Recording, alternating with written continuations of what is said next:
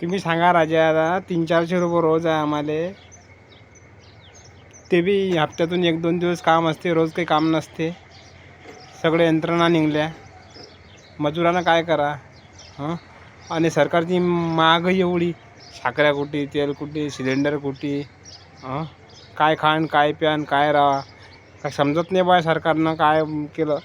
कधी कधीच असं वाटते या महागाईच्या पायी धाब्यावरून खाली कुदा. पण काय कसंच काय करा, काय सांगा. मजूर आले तर काही एक सरकारला तर 1 रुपयाचा फायदा नाही. तुम्ही सांगा राजा, हाय काय तुम्ही सांगा ना. मजुराला काय भेटते, ते 5 किलो गहू भेटतात, 2 किलो तांदूळ, त्यात बी 2 किलो मका देते. तुम्ही सांगा राजा, कसं काय करा मजुरांना. मजुराची बाजू मांडणारा आजकाल कोणीच नाही मित्रांनो या काळात. पण त्यातही लोक म्हणतात की मजुराला फुकाचं पाहिजे. तुम्ही सांगा, काम केल्याची कोणी पैसे देते का भाऊ? मग तरी म्हणतात की मजुराला फुकाचंच पाहिजे, मजूर माजला.